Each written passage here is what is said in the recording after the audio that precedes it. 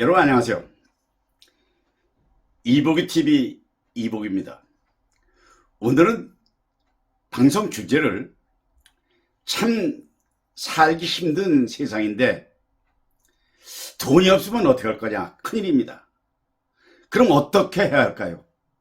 절박할 때는 할 수 있는 일은 딱 하나, 도움을 요청하는 일입니다.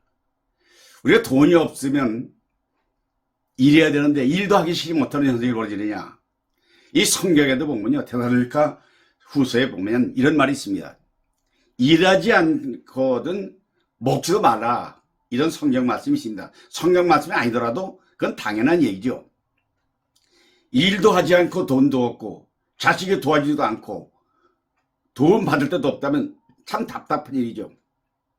그런데 너희들이 할 수 있다면 할 수 있는 한은 동사무소 환경정비 작업 같은 데도 참여해야 되고, 제주도 하게 되면서 활동도 해야 되고, 나이 들어도 경제활동을 하는 것은 부끄러워서 생각하면 안 됩니다.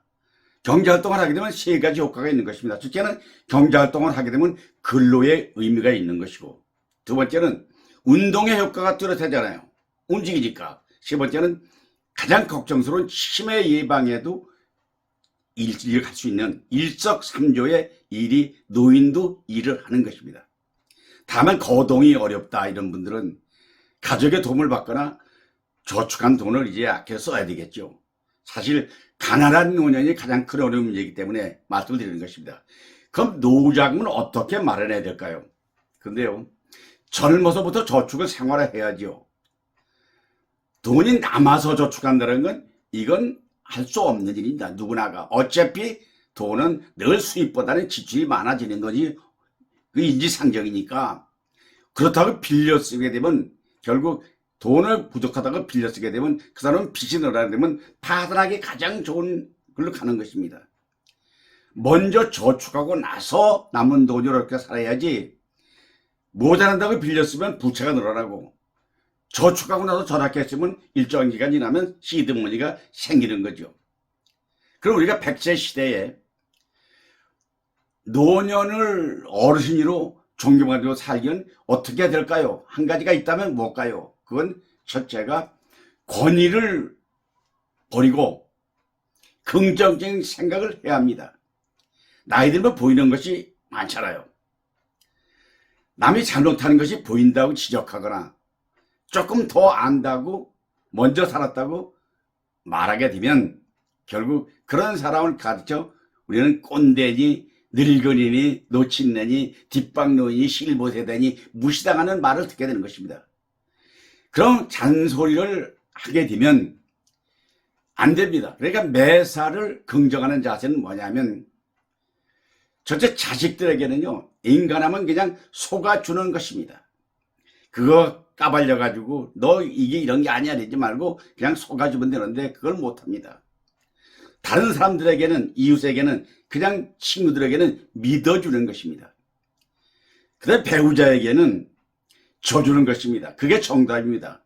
그래야 늙은이 소리가 아닌 어르신 소리를 들으면서 존경받게 된다는 이런 진리를 알게 될 것입니다. 사실 살다 보면요, 예상하지 못한, 의식하지 않는 일이 닥칠 수 있습니다. 누구나가 다 그렇대.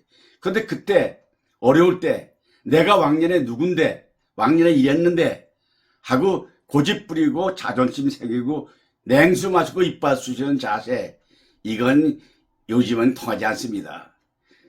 마땅히 친구나 정부에 당당하게 어려움을 드러내고 필요한 요청을 해야 합니다.